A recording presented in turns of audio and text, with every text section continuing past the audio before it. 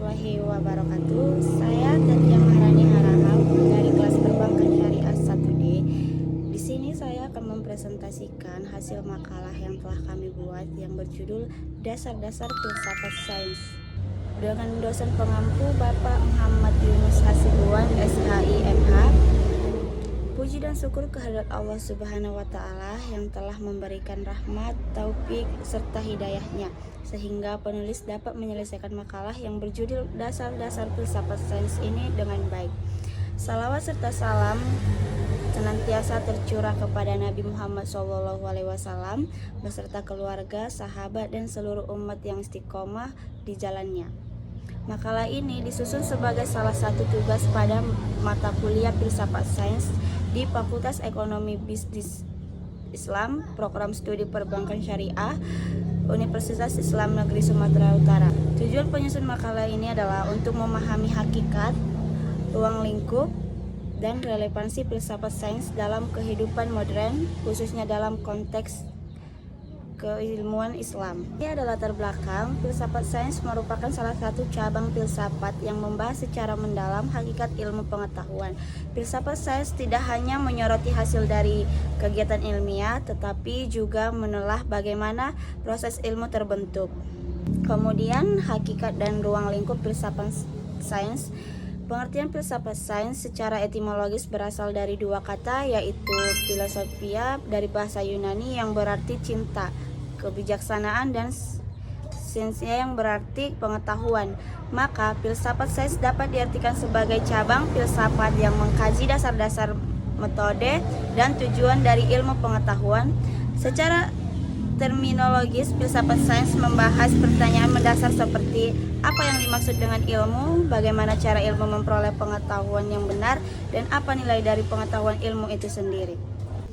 Kemudian ada ruang lingkup filsafat sains. Filsafat sains memiliki 3 dimensi utama kajian, yaitu ontologi, epistemologi, dan aksiologi.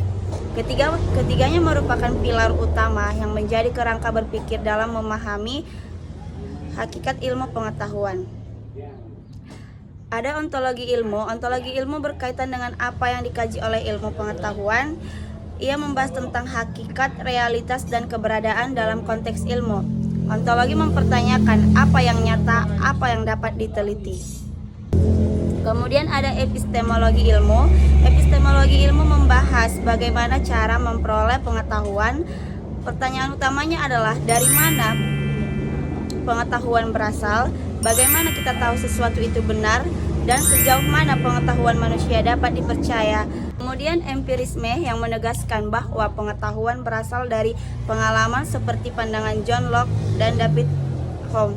Namun, Popper menambahkan pendekatan kritis melalui falsifikasi, sedangkan Kuhn melihat ilmu berkembang lewat pergeseran paradigma. Dalam pandangan Islam, akal dan wahyu adalah dua sumber pengetahuan yang saling melengkapi. Akal digunakan untuk memahami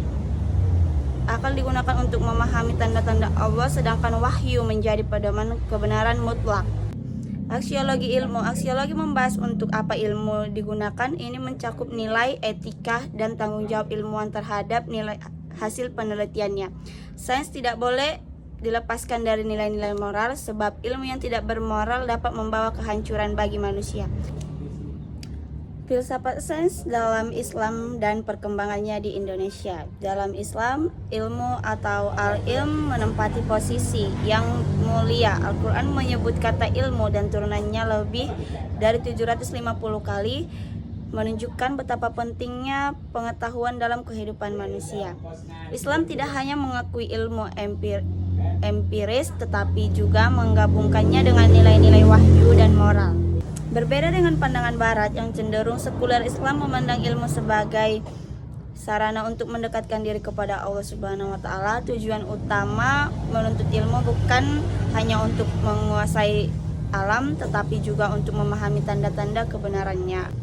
Perkembangan filsafat sains di Indonesia. Kajian filsafat sains di Indonesia mulai berkembang sejak tahun 1980-an, terutama di perguruan tinggi Islam seperti UIN, IAIN, dan STAIN.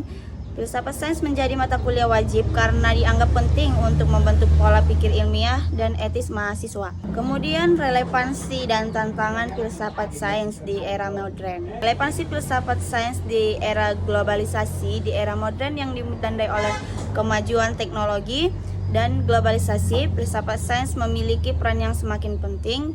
Ilmu pengetahuan berkembang pesat dan menghasilkan berbagai inovasi yang mengubah secara hidup manusia. Namun tanpa dasar filosofis dan etika, ilmu dapat kehilangan arah dan justru menimbulkan masalah baru lagi di kehidupan. Kemudian ada krisis paradigma dan ilmu yang humanis. Salah satu krisis besar yang dihadapi dunia modern adalah krisis paradigma. Ilmu pengetahuan yang telah menekankan objektivitas dan materialisme seringkali mengabaikan nilai-nilai kemanusiaan.